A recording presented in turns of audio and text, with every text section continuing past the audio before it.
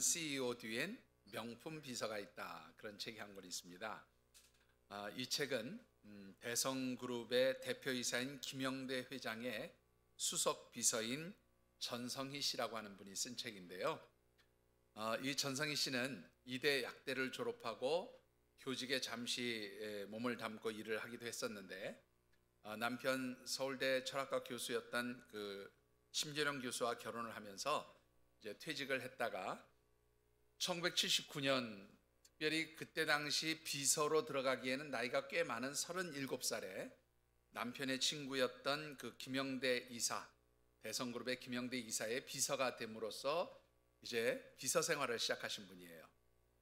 그런데 이분이 별명이 뭐냐면 비서계의 대모입니다. 비서계의 대모. 왜 비서계의 대모인지 아세요? 여러분들 상상이 좀 안 가실 터인데, 이분이 1979년에 37살로 비서 생활을 시작했어요. 그런데 제가 조금 전에 말씀드렸던 그 성공하는 CEO에게는 명품 비서가 있다는 책을 낸 때가 비서 생활 30년 마치고 나서 쓴 책이에요. 그러면 몇 살까지 비서를 했어요? 산수가 잘 안 되시죠? 자, 37살에 시작해서 30년 동안 비서 생활을 했으니까 67세, 한국 나이로 67세, 만 나이로 뭐 한 65세 정도 됐었겠죠. 65세나 66세. 근데 그걸로 끝난 게 아니라 제가 공식적으로 확인한 게 뭐냐면, 우리나라 모 신문사가 2020년 7월까지 이분의 프로필을 정정해 놓은 걸 보니까 2020년 7월에도 아직도 비서 생활을 하고 있어요. 그러면 몇 살이에요? 잘 계산이 안 되시죠?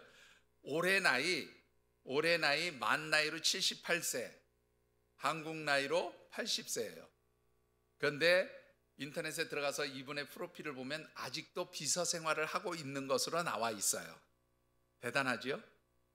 자, 여러분들, 이분이 말이죠, 이 책을 썼을 때가 60대 중반, 60대 중후반이라고 그렇게 말씀을 드릴 수가 있는데, 이때 그 쓴 책의 내용을 보면 이런 이야기를 하고 있습니다.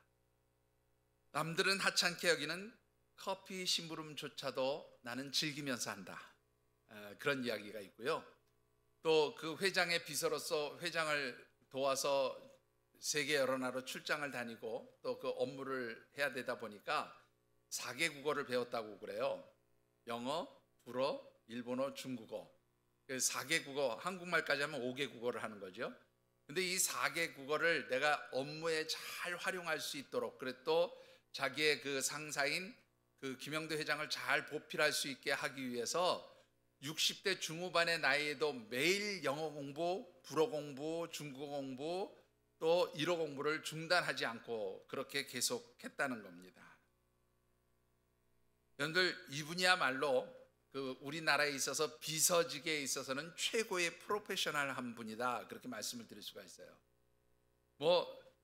제가 계산해 보니까요, 만약에 지금 올해까지 비서 생활을 하고 있는 거, 요거까지는 제가 확인을 못해서 2020년까지 7월까지는 확인이 된대, 올해까지 비서 생활을 하고 있다는 걸로 그렇게 얘기를 해보면 40 몇 년인가, 43년인가를 비서로 일을 하고 있는 거예요. 80세에. 여기 80세 되신 어르신 한번 80세 넘으신 분들 한번 손 들어보시죠. 예, 몇 분 계신데, 예.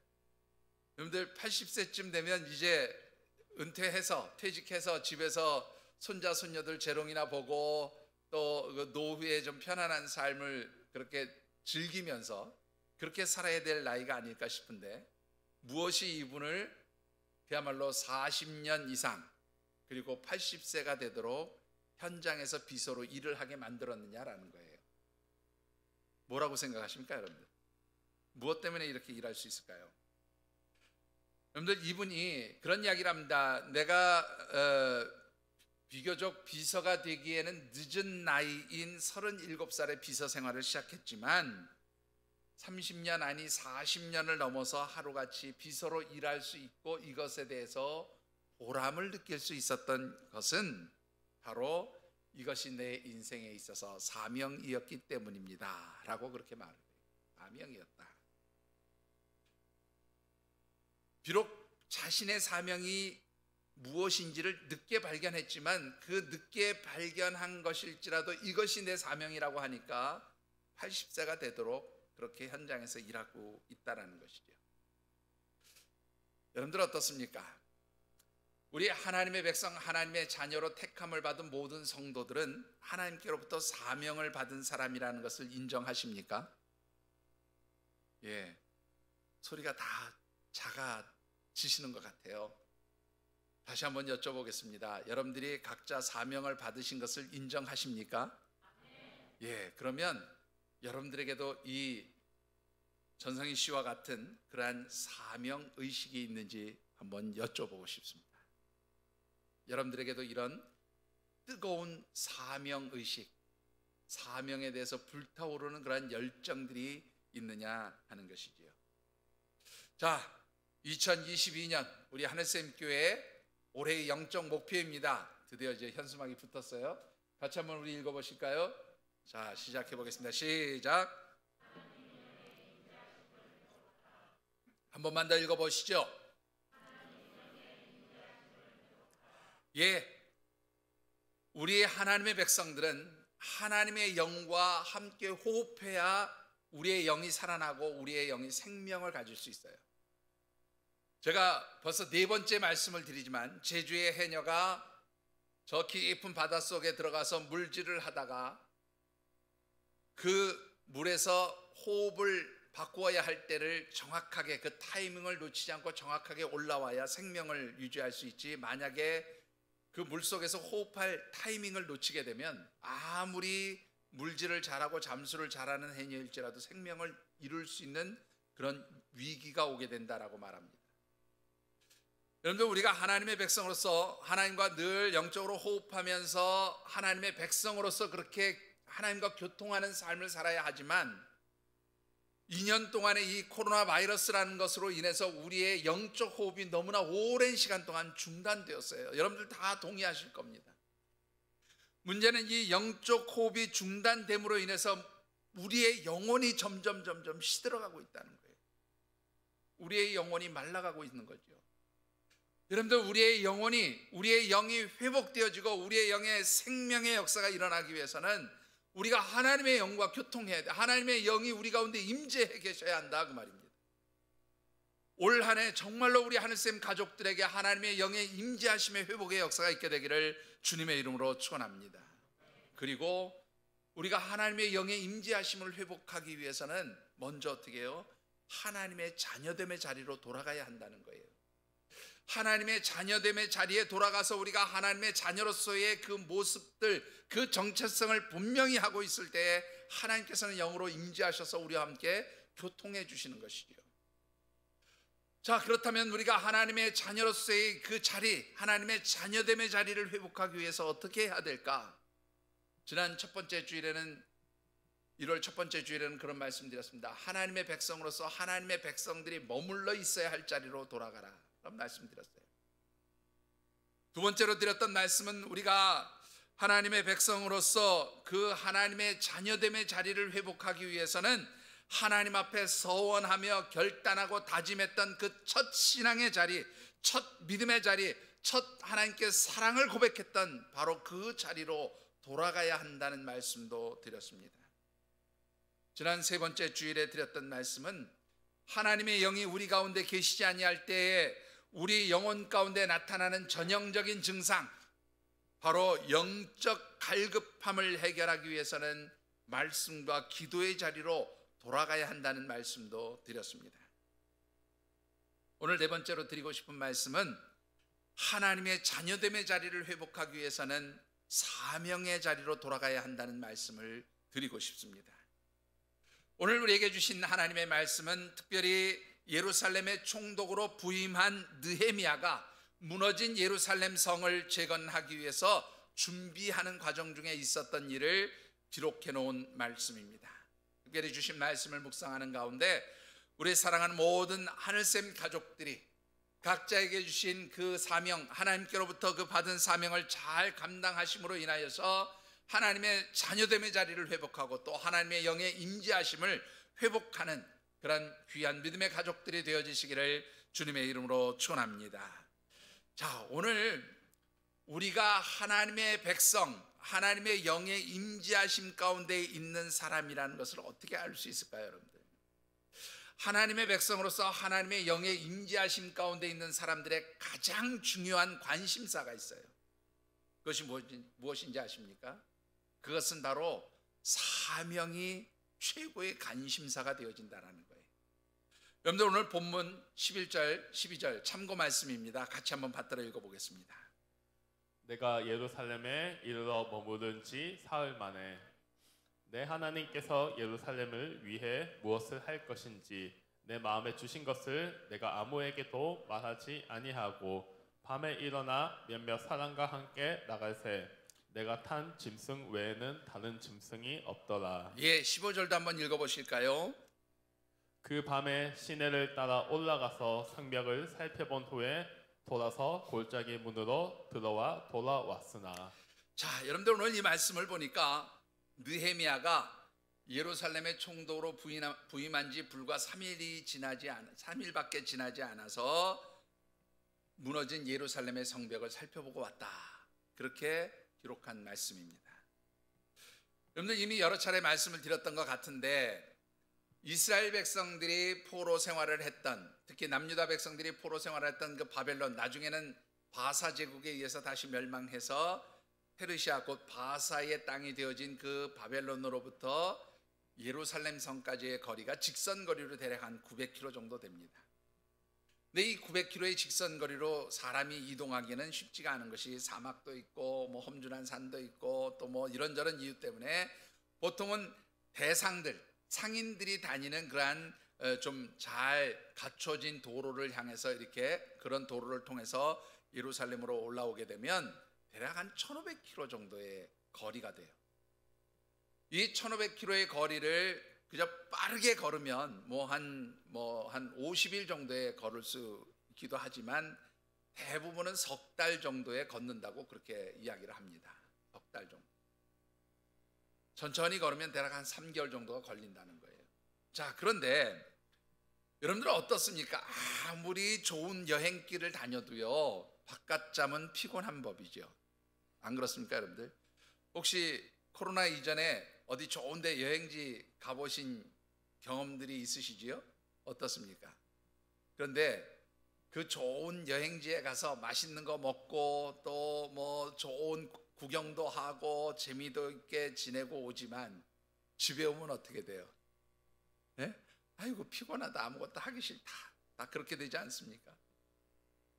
여러분들 여행지에 가서 뭐 그저 한 3박 4일 아니면 한 4박 5일 그저 며칠 다니다가 오는 것도 어떻습니까?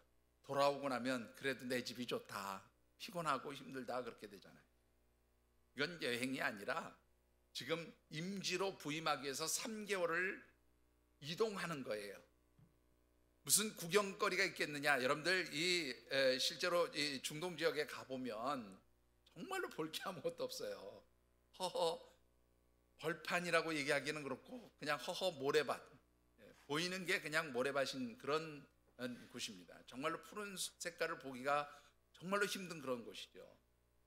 그런 곳에서 여러분들 한번 3개월을 걷는다고 생각해 보세요. 정말로 웬만하면 정신 이상이 될 것 같이 그렇게 힘든 환경이에요. 그런 환경에서 3개월을 걸어가는 겁니다.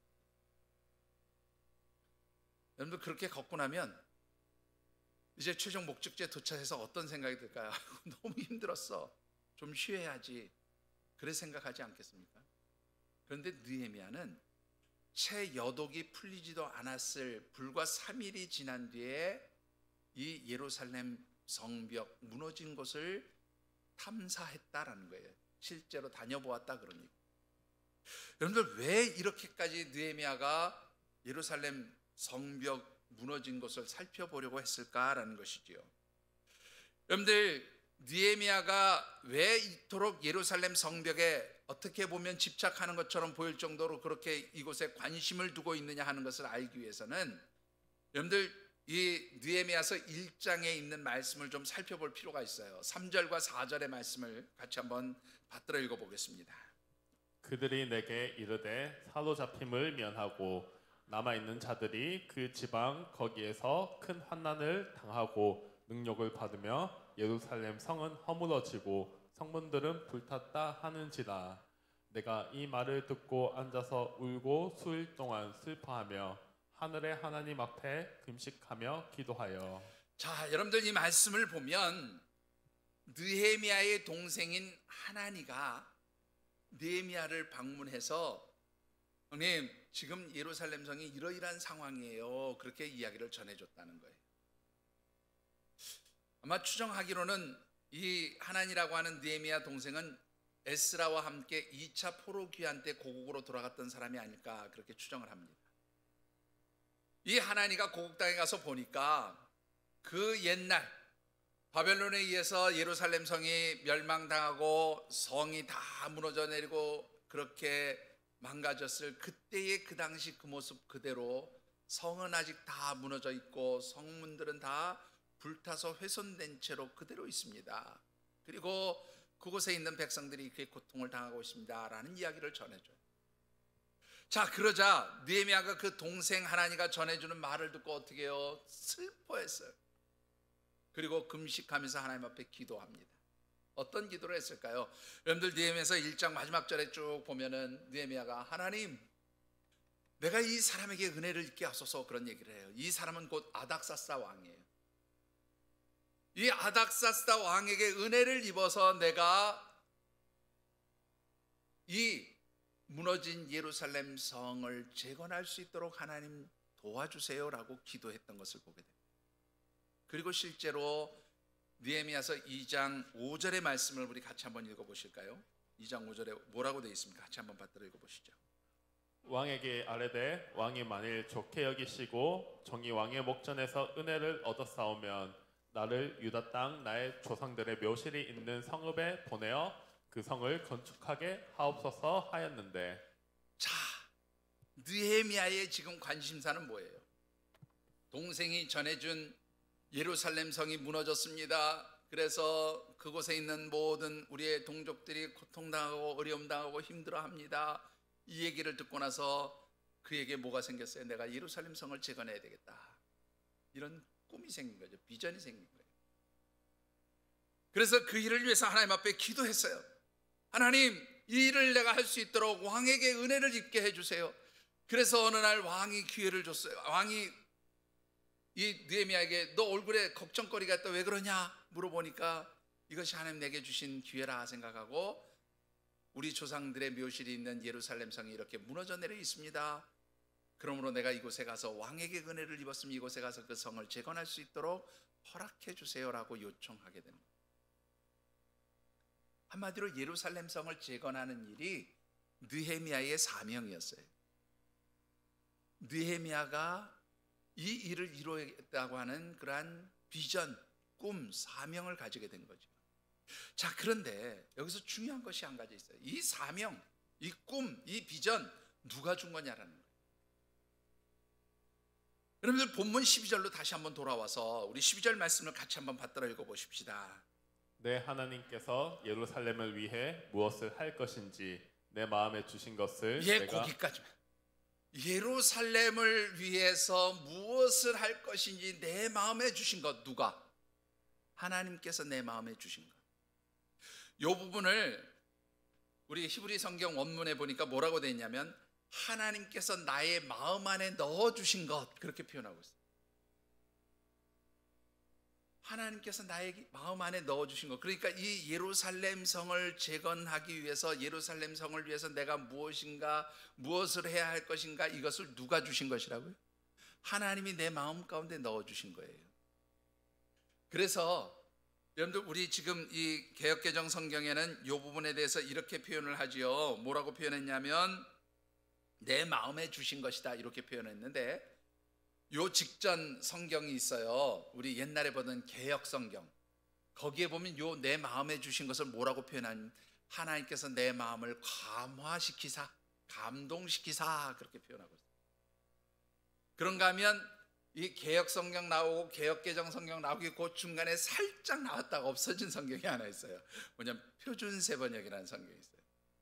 이 표준 세번역 성경에는 이 부분을 뭐라고 표현을 했는가 하면 하나님께서 내 마음을 움직이셨으니 그렇게 표현하고 있습니다.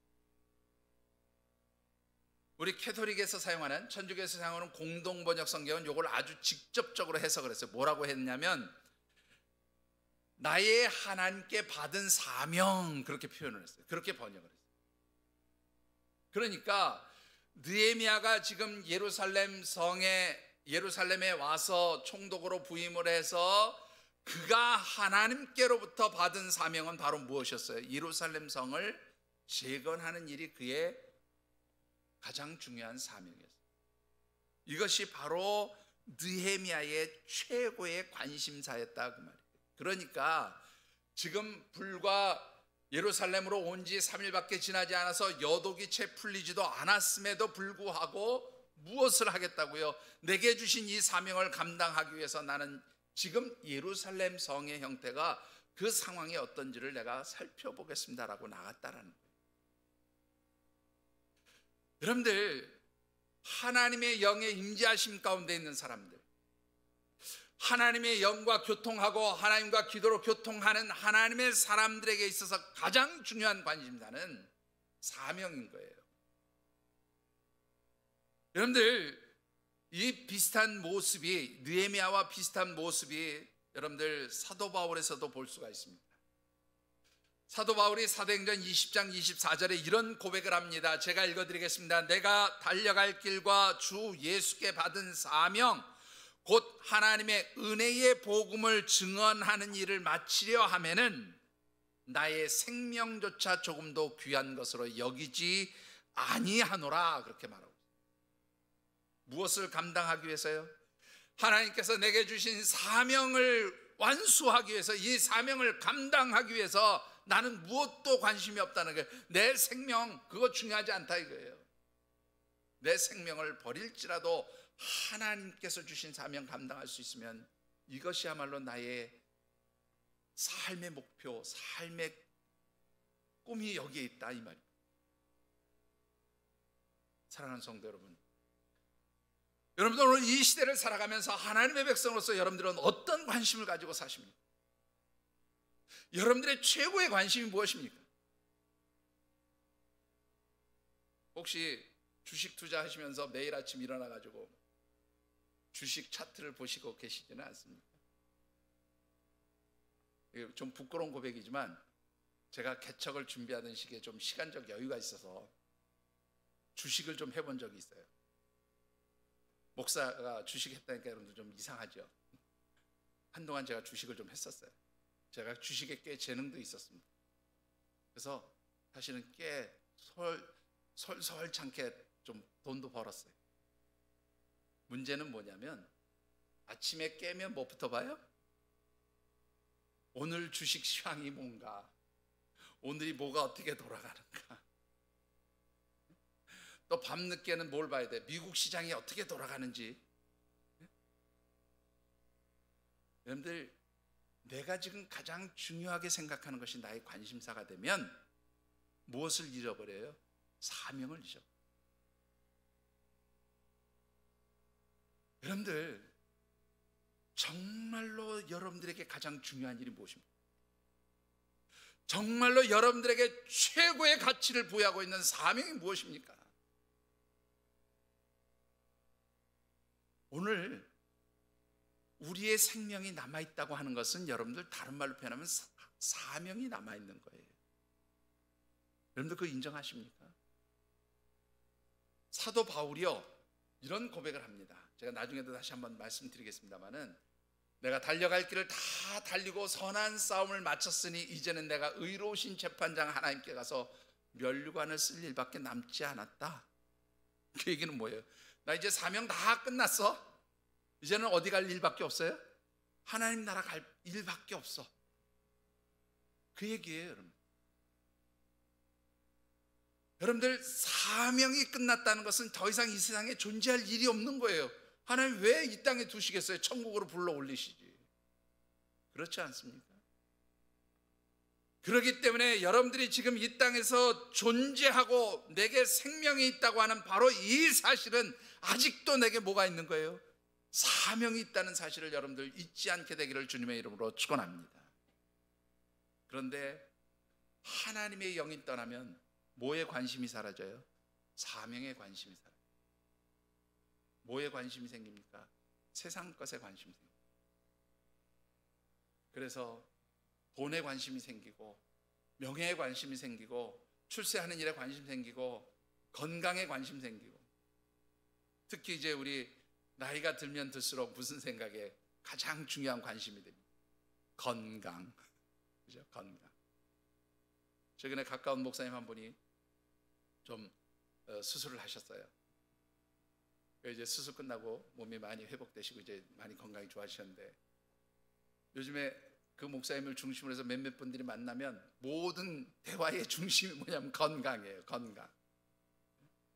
다, 야, 목회하려니까 건강해야 되겠더라. 건강해야 되겠다. 근데 여러분들 어떻습니까? 나이가 먹어가면 먹을수록 점점 더 우리의 관심 뭐예요? 건강이 건강. 근데 여러분들 건강보다 더 소중한 게 뭐예요? 사명이. 특별히 오늘 어르신들이 아이고 나는 목사님 다 이제 뭐 현직에서 은퇴하고요, 뭐 다 이제 은퇴 권사고 은퇴 집사고 뭐 다 끝났는데 나는 무슨 사명이 남아 있을까요? 제가 며칠 전에도 우리 성도님하고 그런 통화를 했습니다. 아이고 목사님 우리 아무것도 할 게 없이 할 수 있는 게 없어요. 왜 할 수 있는 게 없습니까? 우리 어르신들도요, 지금 현재 내가 있는 그 자리에서 주의 몸된 교회를 위해서, 주의 종들을 위해서, 우리 교회의 여러 기관과 우리의 다음 세대, 우리 교회 학교 자녀들을 위해서 기도해 주셔야 돼요. 우리 어르신들 기도해 주셔야 돼요. 이게 여러분들의 사명인 줄 믿으시기 바랍니다. 여러분들, 내가 하나님 불러서 천국 가기까지 내 사명 끝난 거 아니에요. 끝난 거.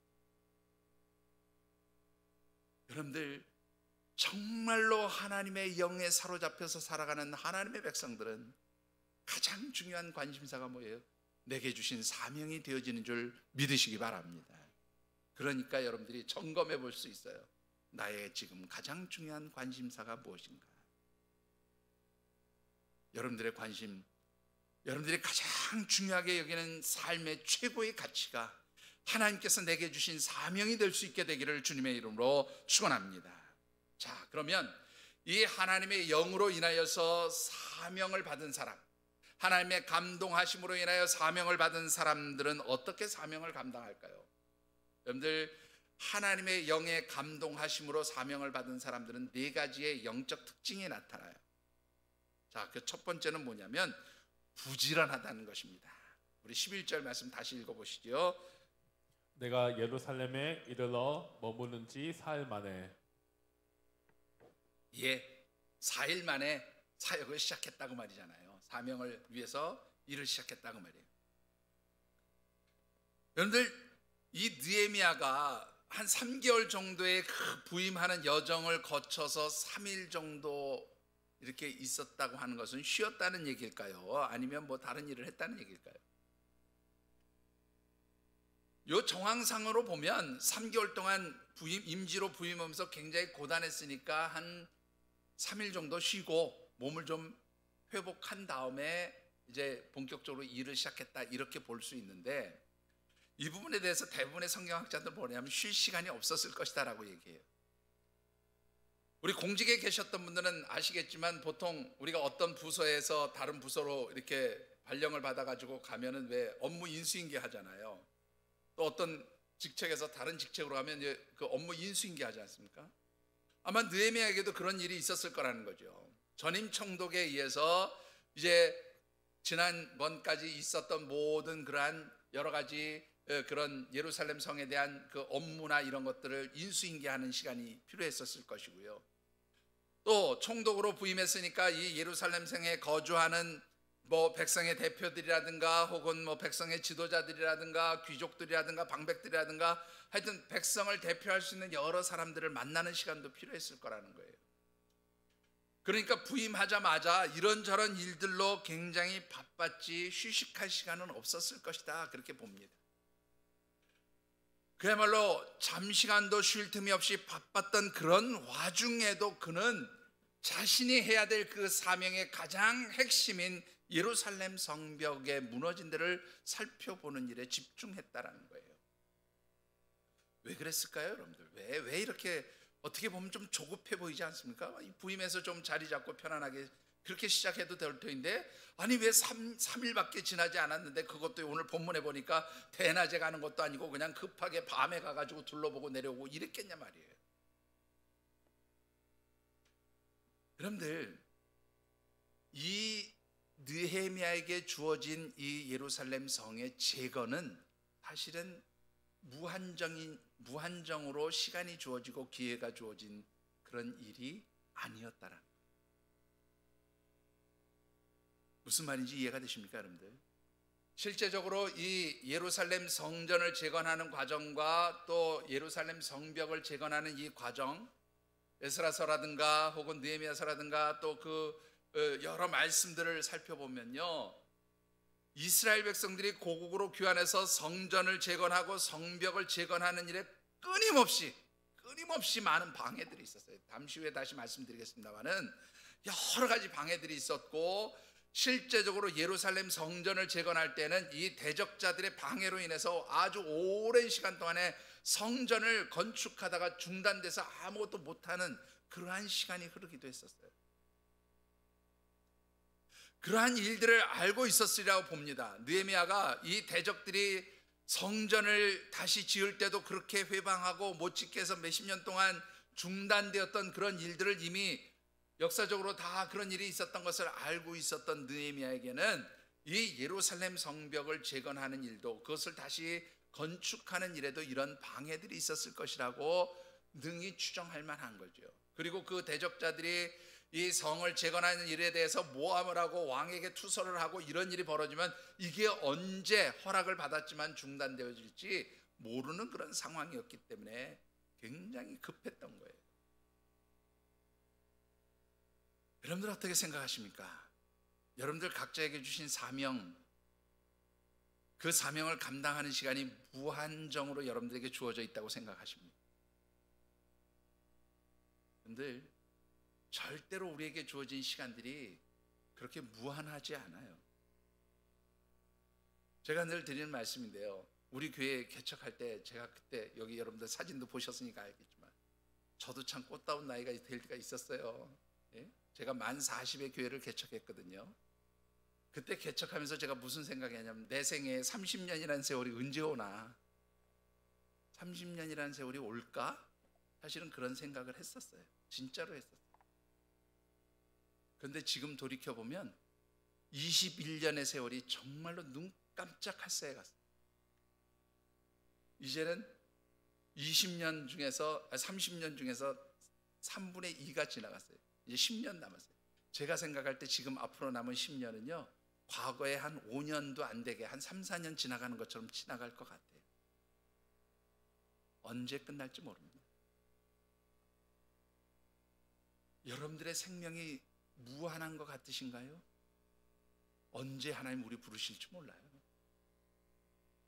그 부르시기 전까지 내게 주신 사명에 대해서 정말로 최선을 다해야 합니다. 그래서 부지런해야 하는 겁니다. 여러분들, 에베소서 5장 16절의 말씀 보면 아주 유명한 말씀이 있어요. 세월을 아끼라 때가 가니라 하는 말씀. 이 에베소서 5장 16절에 나오는 세월을 아끼라 하는 그 세월이라는 말 앞에 숫자가 하나 붙어 있어요. 여러분들 나중에 집에 가서 한번 성경을 찾아보세요. 에베소서 5장 16절 앞에 숫자가, 제 성경에는 숫자 2가 붙어 있는데 그 숫자 2를 딱 따라가서 내려가 보면 뭐라고 되어 있냐면 기회를 사라, 그렇게 되어 있어요. 시간을 아낀다라는 말은 기회를 사라는 말과 똑같은 뜻이라는 거예요. 그 말은 뭐냐면 하나님께서 너희에게 주신 이 기회, 이 시간은 제한되어 있다는 거예요. 절대로 무한하지 않다는 거예요. 그러니까 이 시간에, 주어진 시간 안에서 너희들이 각자에게 주신 사명 온전히 감당해라, 하나님 그렇게 부탁하고 계시는 것이다 라는 겁니다. 사랑하는 성도 여러분, 여러분들 바쁘시지요?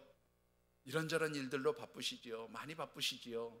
그 바쁜 와중에도 여러분들의 최고의 관심사인 사명에 대해서 부지런한 성도들이 되어지시기를 주님의 이름으로 축원합니다.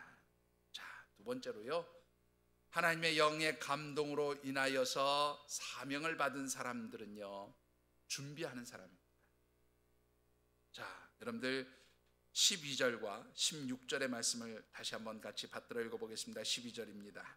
내 하나님께서 예루살렘을 위해 무엇을 할 것인지 내 마음에 주신 것을 내가 아무에게도 말하지 아니하고 밤에 일어나 몇몇 사람과 함께 나갈새 내가 탄 짐승 외에는 다른 짐승이 없더라. 16절입니다. 방백들은 내가 어디 갔었으며 무엇을 하였는지 알지 못하였고 나도 그 일을 유다 사람들에게나 제사장들에게나 귀족들에게나 방백들에게나 그 외에 일하는 자들에게 알리지 아니하다가. 자, 여러분들 12절을 먼저 보시죠. 느헤미야가 하나님의 영으로 자기에게 부어주신 그 사명, 예루살렘 성을 재건하는 그 사명을 감당하기 위해서 이제 밖으로 나가는데, 여기에 보면 여러분들 왜 나갔을까 한번 생각을 해보실 필요가 있죠. 왜 나갔을까요, 여러분들?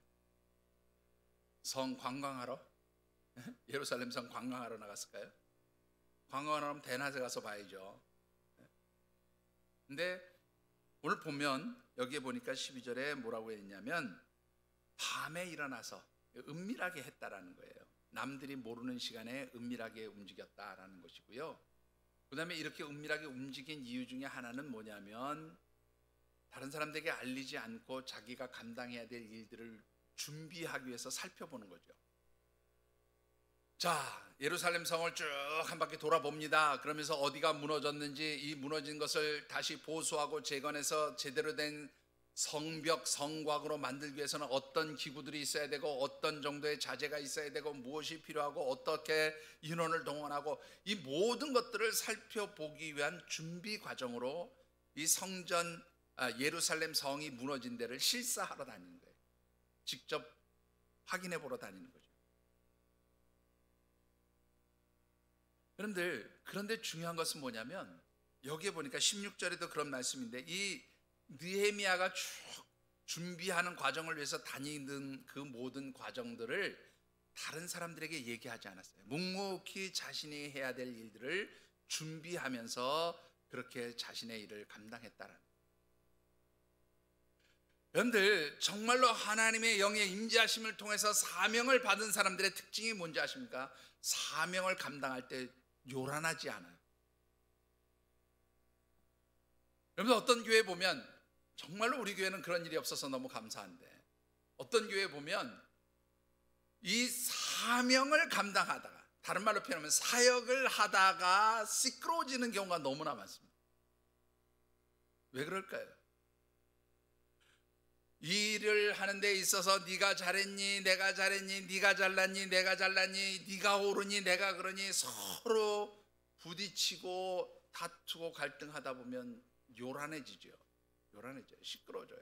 갈등이 생깁니다. 다툼이 생깁니다. 그리고는 뭐예요? 사역, 사명 다 깨져버리고 막. 여러분들, 진짜 하나님 앞에 헌신하는 사람은 내게 주신 그 사명, 그 직분을 위해서 묵묵히 내가 할 일을 하는 사람이에요. 드러내지 않고 내가 해야 될 일들을 함께 준비해 가면서 그 사명을 위해서, 그 직분을 위해서 소리 없이 준비해 가는 사람.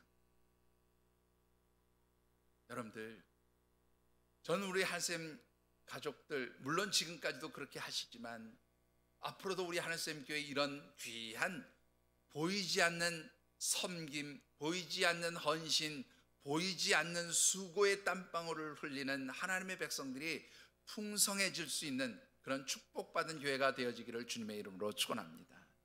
그리고 여러분들 한 사람 한 사람이 그렇게 보이지 않는, 그저 내게 주신 사명에 뜨겁게 정말로 그 사명을 감당하겠다는 열정을 가지고 묵묵히 각자에게 주어진 자리에서 자신의 사명을 위해서 준비하고 헌신하고 수고하는 그런 성도들이 되어지시기를 다시 한번 주님의 이름으로 축원합니다. 자, 세 번째로는요, 하나님 영이 감동하심으로 인해서 사명을 받은 사람은요, 내가 감당해야 될 무너진 자리가 어딘지를 안다라는 거예요. 여러분들, 오늘 주신 말씀 가운데 13절의 말씀을 같이 한번 받들어 읽어보겠습니다. 13절입니다. 그 밤에 골짜기 문으로 나가서 용정으로 본문에 이르는 동안에 보니 예루살렘 성벽이 다 무너졌고 성문은 불탔더라. 자, 여러분들, 느헤미야가 밤에 나갔어요. 밤에 나가서 보니까 예루살렘 성벽이 다 무너졌고 불탔다, 그렇게 기록하고 있는데 언제 무너지고 언제 불탔을까요? 상상해 가세요. 이 예루살렘 성벽이 무너진 것은 바벨론에 의해서 멸망당할 때 다 무너져 내렸던 거예요. 그리고 성문도 다 그때 불탄 겁니다. 그리고 나서 이스라엘 백성들이 포로로 끌려가서 1차 포로 귀환까지 있기에 그 시간이 몇 년이냐면 68년 정도 돼요. 70년에서 한 2년 정도 모자라게 해서 1차 포로 귀환이 있었어요. 대략 주전 537년이던가요? 네, 537년에 1차 포로 귀환이 있었어요. 그리고 2차 포로 귀환은 그로부터 거의 한 80년이 지난 뒤인 주전 458년에 두 번째 포로 귀환이 있었어요. 80년의 시간이 흘렀어요. 그리고 느헤미야가 귀환한 세 번째 포로 귀환은 주전 444년경이에요. 그러면 2차 포로 귀환으로부터 약 14년이 더 흘렀던 시기입니다. 그냥 쉽게 말해서 무너졌던 때를 기준으로 해서 포로 생활하는 동안은 몰랐다고 치자고요. 최소한 1차 포로 귀환에서부터 시작해서 느헤미야가 올 때까지의 시간만 따져도 대략 얼마 정도의 시간이 흘렀냐면 약 한 95년 정도의 시간이 흐른 거예요. 그 앞에 70년의 세월은 그만두고 95년 정도의 세월이 흐르는 동안에 많은 사람들이 그 무너진 성벽도 보았을 것이고 불타버린 성문도 보았을 거예요. 근데 어떤 누구 하나도 그것을 회복시키겠다, 재건하겠다라고 하는 그런 영적 갈망을 가지고 있었던 사람이 하나도 없었다, 그 말입니다. 유일하게 느헤미야가 그것을 본 거예요. 그것을 안타깝게 여긴 거예요. 대단히 상징적인 표현이지만 밤에 나갔지만 오늘 이 말씀을 보니 본문에 이르는 동안 보니 예루살렘 성벽이 다 무너졌고 성문은 불탔더라. 밤에 보았지만 뭐가 무너졌는지 뭐가 불탔는지 다 보였다, 그 말이에요. 여러분들, 정말로 사명을 받은 사람들은요, 내가 어디에 무너진 데가 있는지를 볼 줄 아는 사람이에요. 어디가 불타서 망가졌는지 그것을 내가 어떻게 막아내야 되는지를 볼 줄 아는 사람이 진짜 사명자인 거예요. 여러분들, 사명을 가진 사람들은요, 아유, 저기가 뭐 저래요, 저기는 뭐 어때요, 저기는 저래요, 이렇게 얘기하지 않아요. 무너진 데가 있으면 묵묵히 가서 그 자리를 메꾸는 거예요. 무너진 데가 있으면 묵묵히 가서 그 무너진 데를 쌓아서 수축하는 사람이에요. 그게 바로 영적인 눈을 가지고 있는 사람이에요. 여러분들, 어떤 공동체이든지 다 무너지는 데가 있어요. 부족한 데가 있습니다. 구멍 뚫리는 자리가 있어요. 그런데 그것이 구멍 뚫렸다고 무너졌다고 그렇게 이야기만 하면 그건 누가 감당할까요? 어떤 분들은 그렇게 얘기합니다. 목사님이 해야죠. 물론 제가 해야죠. 여러분들,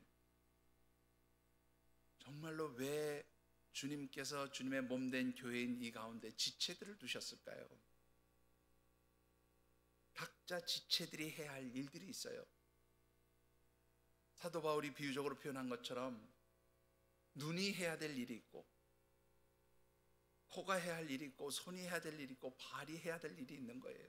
여러분들 각자에게 하나님 주신 사명이 있는 거예요. 어떤 분은 눈의 역할을, 어떤 분은 귀의 역할을, 어떤 분은 손의 역할을, 어떤 분은 발의 역할을. 내가 해야 될 내 손으로 혹은 내 재능으로, 내 능력으로 내가 무너진 데를 어떻게 막아서야 할지 그것을 볼 줄 아는 사람, 그 사람이 진짜 사명자인 거예요. 목사님, 여기가 뭐가 문제 있습니다, 저기가 뭐가 문제 있습니다, 그렇게 말하는 것도 물론 중요합니다. 영적 지도자들에게 알려주시고 또 보지 못하는 것들을 함께 보고 그것을 공감하면서 바꿔가려고 하는 그런 수고 물론 필요합니다. 그것이 잘못됐다, 그렇게 하면 안 된다는 말이 아니라 그런 부분이 필요하지요. 그런데 그것을 보았을 때 먼저 이것이 왜 이렇게 됐냐고 비난하고 비방하고 뭐 그렇게 하기보다는 먼저 내가 그 자리에 서서 그 무너진 데를 쌓아가면서 그렇게 헌신하고 수고하는 사람이 필요한 거예요. 그게 진짜 사명자인 것이죠. 마지막 네 번째로 하나님의 영이 감동하심으로 인하여 사명을 받은 사람들의 특징은 동역한다는 겁니다. 여러분들 우리 17절 말씀을 같이 한번 받들어 읽어보겠습니다. 17절입니다. 그 후에 그들에게 이르기를 우리가 당한 공경은 너희도 보고 있는 바라. 예루살렘이 황폐하고 성문이 불탔으니 자 예루살렘 성을 건축하여 다시 수치를 당하지 말자 하고. 자, 느헤미야가 일정한 시간 자기가 해야 될 일들에 대해서 준비하고 모든 그런 것들이 갖춰졌을 때 이제는 어떻게 해요? 동역자들을 만납니다. 설득하기 시작합니다. 일을 같이 합시다. 동역합시다. 힘을 모읍시다. 근데 사역을 한 데 있어서 독불장군은 없습니다. 사역은 동역하는 거예요. 함께 조화를 이룰 때에 건강해지는 거예요. 함께 협력할 때에 튼튼해지는 겁니다. 여러분들 오늘 우리 하늘샘교회 모든 성도들이 정말로 모든 사역에 함께 동역하는 성도들이 되어지시기를 주님의 이름으로 축원합니다. 아유, 그건 내 일 아니에요. 목사님, 나는 못해요. 나는 이래서 할 수 없고 저래서 할 수 없고. 그러면 할 수 있는 사람은 정말로 아무도 없어요. 제가 21년 동안 우리 교회에서 목회하면서요, 정말로 많은 성도들을 만났습니다. 뭐 여기서뿐만이 아니라 제가 목회하는 현장에서 수많은 성도들을 만났어요. 단 한 사람도 네, 알겠습니다, 그렇게 첫 번에 말 나오는 분들이 정말로 쉽지 않더라고요. 나는 이래서 어렵습니다. 저래서 어렵습니다. 이래서 안 됩니다. 저래서 안 됩니다. 만일 하나님께서 여러분들이 하나님 앞에 갔을 때 나는 이래서 너 못 받아준다, 저래서 못 받아준다, 그렇게 말씀하시면 여러분들 도대체 어떨까요? 하나님이 맡기신 일에 대해서 나는 이래서 못하고 저래서 못하면 하나님도 나는 이래서 너 못 받아주고 저래서 못 받아주고 그렇게 만약 하나님 하신다면 여러분들 그때 어떻게 하실까요? 제 말이 농담처럼 들립니까? 주님이 그렇게 말씀하셨거든요. 우리가 주의 이름으로 귀신 들린 자도 고치고 병든 자도 고치고 뭐 해고 나는 너희들을 도무지 알지 못해. 여러분들 함께 하셔야 돼요. 동역하셔야 돼요. 사역에 동참하셔야 돼요. 그건 네 일이니까 나는 관심 없어 라고 얘기하지 말고 도와주셔야 합니다. 이게 바로 사명을 받은 자의 모습입니다. 우리 하나님의 백성들이 부지런하게 내게 주신 사명을 위해서 묵묵히 준비하고 묵묵히 정말로 주신 사명을 위해서 동역하면서 그렇게 하나님 앞에 무너진 곳을 찾아서 세워가려고 할 때에 참 심각한 문제가 하나 생기기 시작했어요. 뭐냐면 하나님의 일을 하는 곳에는 언제나 강한 영적 회방이 있다는 거예요.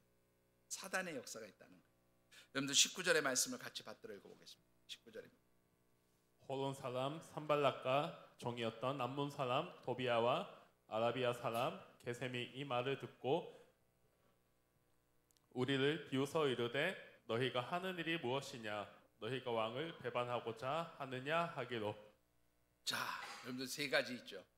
비웃고 또 업신여기고 왕을 배반할 거냐 뭐 이러고 모함을 해요. 사단의 역사입니다. 여러분들 주의 일을 할 때 보면 항상 방해하는 일이 생겨요.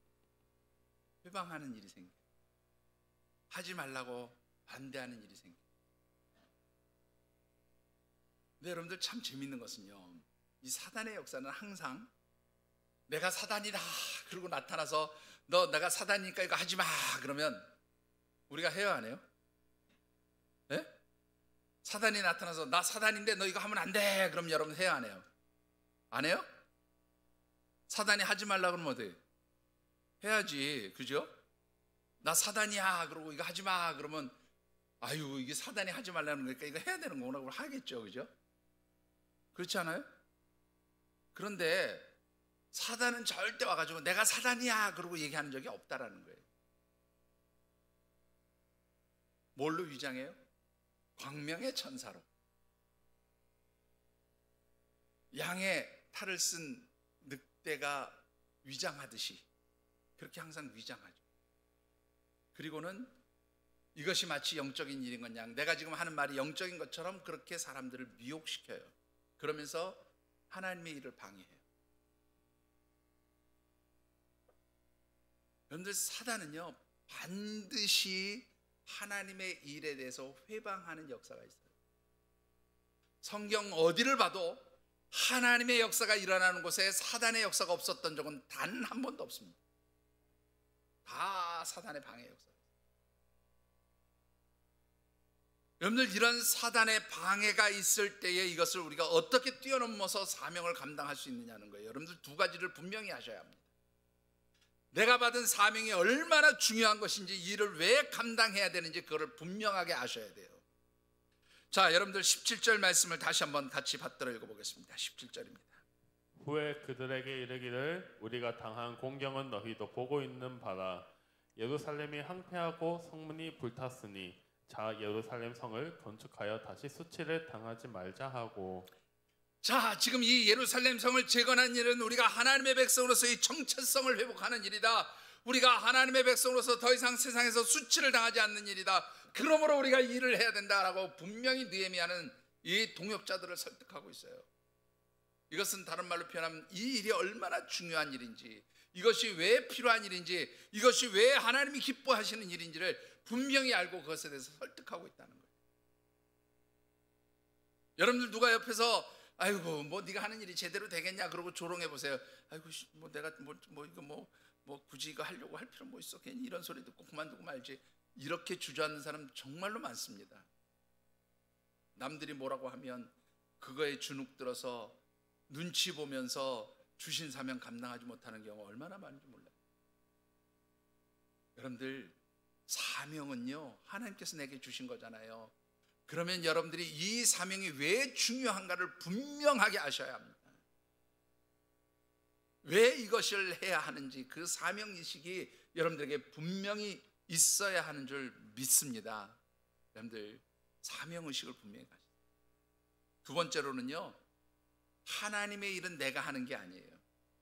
누가 하시는 거예요? 하나님이 하시는 거에 나는 도구로 쓰임받는 거예요. 여러분들 18절 말씀을 같이 받들어 읽어보겠습니다. 또 그들에게 하나님의 선한 손이 나를 도우시니까 왕이 내게 이런 말씀을 전하였더니 그들의 말이 일어나 건축하자 하고 모두 힘을 내어 이 선한 일을 하려 하매. 자, 느헤미야가 이 동역자들을 설득하는 과정에서 뭐라고 얘기합니까? 이 일 내가 하는 일이 아니다. 누가 하셨다?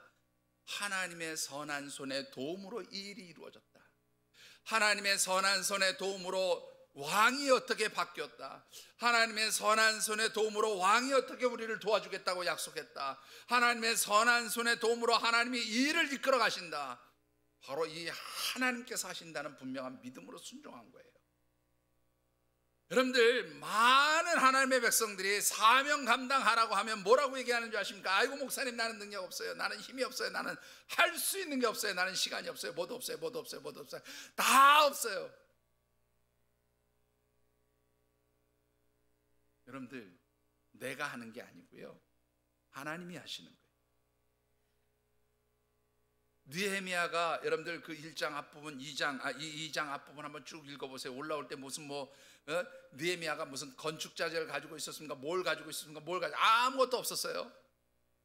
기도하고 하나님 앞에 기도하면서 하나님 이게 필요합니다라고 기도하면서 왕 앞에 얘기했을 때 왕이 다 밀어줬어요. 다 채워줬어요. 여러분들, 하나님의 일은 내가 하는 게 아니에요. 내 사명 내가 감당하는 것 같지만 내가 하는 게 아니라 누가 도와주셔요? 하나님이 도와주시는 거예요. 하나님이 하시는 일이에요. 하나님이 하시는 일에 나는 단지 뭐로 쓰임받는 거예요? 도구로 쓰임받는 거예요. 여러분들, 하나님 하시는 일에 여러분들이 쓰임받는 게 얼마나 큰 축복인지 아십니까? 착각하지 마세요. 여러분들, 하나님이 여러분들을 쓰시려고 할 때 순종하는 사람이 축복받는 사람이에요. 하나님 쓰시려고 하는데 거절해 보세요. 제가 하나님이 아니니까 잘 모르겠습니다. 그런데 여러분들, 아까 제가 농반진반으로 말씀드린 것 같지만, 내가 이래서 안 되고 저래서 안 되고 내 능력으로 안 되고 뭐 안 되고 뭐 안 되고 했을 때 하나님도 나도 너 이래서 못 받고 너도 이래서 못 받고 그렇게 얘기하시면 여러분들 어떠실라고? 여러분들, 사명은 하나님이 하시는 것이라는 것을 기억하시고 그냥 하나님의 도우심 의지하면서 여러분들이 순종할 수 있게 되기를 주의 이름으로 축원합니다. 이게 바로 사명을 감당하는 거예요. 그럴 때 어떤 회방도 두렵지가 않은 거예요. 그럴 때 어떤 방해도 그것이 어렵지 않은 거예요. 여러분들, 우리가 왜 이 하나님께 받은 사명을 감당하는 것이 중요합니까? 여러분들, 계시록 2장 4절과 5절의 말씀을 같이 한번 읽어보시죠. 그러나 너를 책망할 것이 있나니 너의 처음 사랑을 버렸느니라. 그러므로 어디서 떨어졌는지를 생각하고 회개하여 처음 행위를 가지라. 만일 그리하지 아니하고 회개하지 아니하면 내가 내게 가서 내 촛대를 그 자리에서 옮기리라. 자, 이 말씀 여러분들 잘 아신 대로 예수님께서 사도 요한에게 계시로 초대교회 7교회를 책망하거나 혹은 칭찬할 때 들려주셨단 말씀인데, 그 중에서 특별히 이 말씀은 에베소 교회에 주신 말씀이에요. 근데 이 에베소 교회를 책망하실 때에 하나님께서 뭐라고 얘기하냐면 첫사랑을 잃어버렸다. 이 첫사랑을 잃어버렸다는 말은 뭐냐면, 그들이 하나님 처음 섬기고 예수 그리스도를 믿고 그래서 하나님 앞에 정말로 기쁨으로 나아가고 하나님 주신 그 사명과 직분에 대해서 기쁨으로 감당하고 또한 그 하나님 주시는 은혜를 사모하면서 늘 하나님 앞에 모이기를 갈망했던 그 첫사랑의 열정들을 잃어버렸다고 말해요. 이 말은 사명을 잃어버렸다는 말과도 똑같은 말이에요. 그런데 하나님께서 그 첫사랑, 그 첫 사명, 첫 하나님 주셨던 은혜, 그 믿음의 첫 자리를 회복하라, 그렇게 말씀하십니다. 뭐라고 말씀하십니까? 만일 이것을 회복하지 못할 때, 첫사랑의 자리로 돌아가지 못할 때 촛대를 옮기겠다. 여러분들, 이 촛대를 옮기겠다는 말이요, 참 목사가 이런 얘기하면 참 조심스러워요. 협박하는 것 같이 들려질까 봐. 근데 그냥 성경에 있는 말씀 그대로 제가 설명을 드리면, 이 촛대를 옮긴다는 게, 너 이 사명 줬어, 너 이거 감당 못하니까 내가 이거 옮겨서 얘 줄게, 이게 촛대를 옮기는 것처럼 느껴져요. 근데 원문의 의미를 보면 이 촛대를 옮기겠다는 말은 소고시켜버린다는, 제거해버린다는, 더 이상 내가 보지 않겠다, 그 말. 굉장히 무서운 말씀입니다. 하나님이, 야, 너 더 이상 안 볼 거야. 만약 그런다고 생각해 보세요. 사명을 주셨는데 내가 그 사명을 감당하지 못하니까 하나님, 나도 너 안 보겠다, 그렇게 말씀하신다, 그 말이에요. 얼마나 무서운 말인지 이해가 되십니까? 실제적으로 이 하나님 주신 말씀이 현상적으로 그대로 나타난 게 있죠. 사도행전 1장 17절의 말씀을 보면 어떤 내용이 기록되어 있는가 하면, 가룟 유다의 이야기가 기록되어 있어요. 가룟 유다 1장 17절, 사도행전 1장 17절 한번 보실까요? 뭐라고 되어 있는지.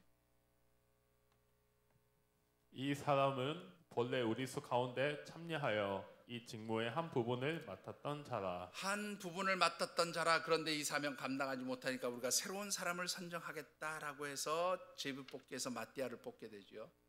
그렇죠?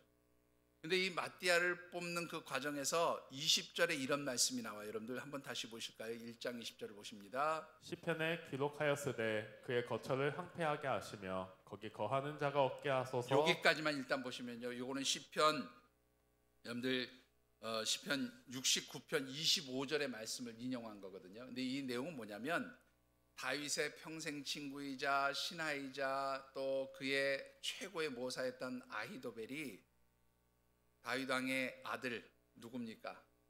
아버지에게 반란 일으킨 아들. 제가 오늘 이 아들 이름이 자꾸 생각이 안 나요. 누구요? 네, 압살롬. 압살롬 편에 가담해 가지고 다윗과 대적을 하잖아요.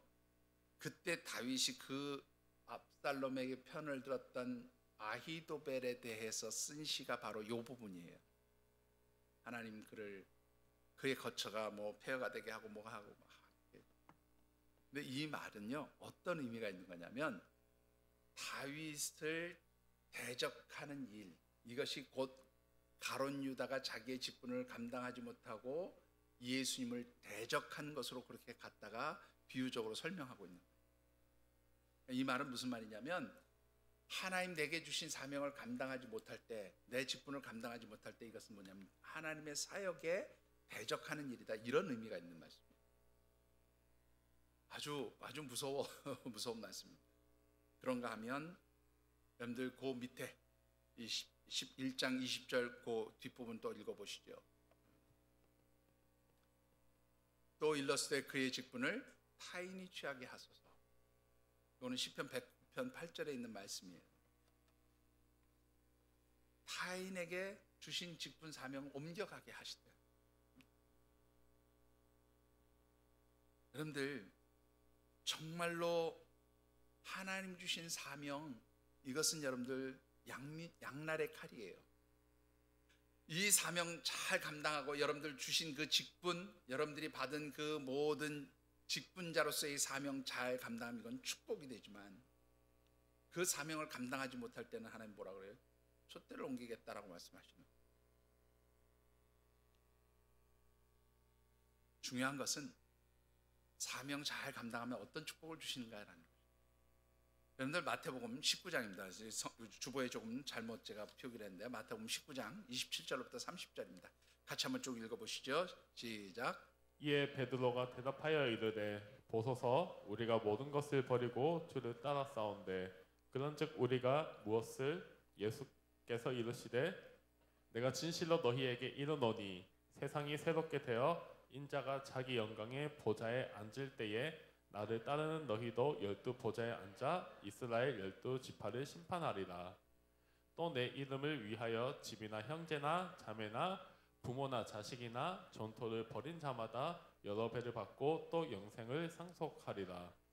그러나 먼저 된 자로서 나중되고 나중된 자로서 먼저 될 자가 많으니라. 자, 여러분들 이 말씀이 굉장히 중요한 말씀입니다. 뭐 앞에 27절, 28절, 29절 내 말씀인 거예요. 우리가 주님 따르기 위해서 모든 거 다 버렸는데 어떻게 우리는 뭘 보상으로 받을까요? 우리 뭐 상으로 받나요? 야, 현세에서도 그 포기한 거 몇 배를 주지만 나중에 하나님 나라에서 만왕의 왕 되신 예수 그리스도와 함께 온 세상을 심판하시는 그 왕의 자리, 왕의 자녀됨의 자리에 들어가게 될 것이다. 뭐 이런 축복을 쭉 영생을 약속해 주세요. 근데 여러분들 여기에 굉장히 중요한 게 있어요. 마지막 절이 굉장히 중요해요. 처음 된 자가 뭐예요? 나중 될 수도 있다. 아무리 사명을 먼저 받았어도, 아무리 직분을 먼저 받았어도 그 사명 제대로 감당하지 못하면 나중 된 자가 어떻게 해요? 처음 된 자의 우리의 자리에 올라가는 거예요. 여러분들 직분을 받는다는 것은 정말로 축복입니다. 사명을 받는다는 것은 정말로 하나님의 은혜입니다. 그런데 이 직분과 사명을 온전히 감당하지 못하면 이것이 나에게는 참으로 큰 짐이 될 수 있어요. 무거움이 될 수 있어요. 여러분들 내가 하는 일이 아닙니다. 하나님이 도와주신 일이에요. 하나님 맡기신 일이에요. 그래서 여러분들이 기쁨으로 감당하시면 하나님 주시는 은혜가 있는 줄 믿습니다. 축복이 있는 줄 믿습니다. 하나님의 영의 임재하심을 통하여 여러분들에게 주시는 힘과 위로와 소망이 있는 줄 믿습니다. 말씀을 맺습니다. 여러분들 우리나라의 최고의 장군, 그럼 제일 먼저 누가 떠오르십니까? 예? 이순신 장군. 예. 광화문에 있죠, 동상이. 영국의 이순신 장군하고 비슷한 분이 한 분 계세요. 누군지 아십니까? 넬슨 제독. 맞습니다. 이 넬슨 제독은 나폴레옹이 영국을 침략할 때에 그 스페인에 있는 그 트라팔가 해전에서 그야말로 우리 이순신 장군이 뭐 신에게는 아직 몇 척의 뭐 얘기한 것처럼 그보다 이제 뭐 우리 이순신 장군보다 못하지만 27척의 배를 가지고 나폴레옹의 군함 33척을 단 한 대의 피해도 없이 물리쳤던 그런 아주 유명한 장군이죠. 영국 사람들이 아주 존경하는 장군. 이분이 바로 이 트라팔가 전투 마지막에 저격병이 쏜 그 총에 맞아서 죽어요.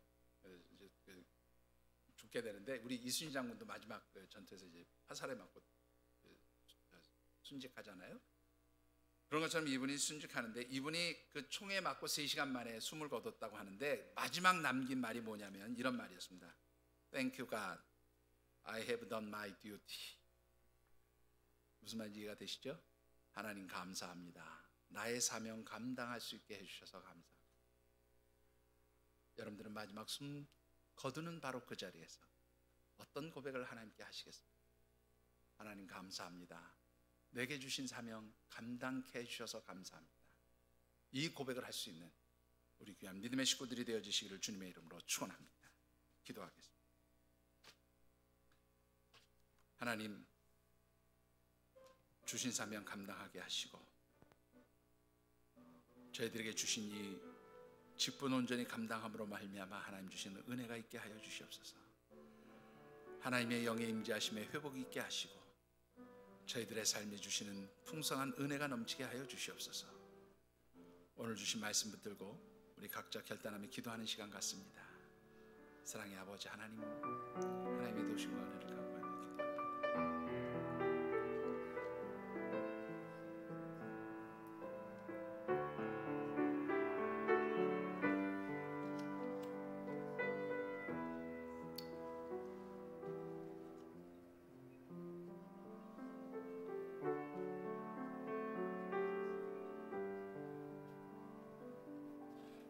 하나님,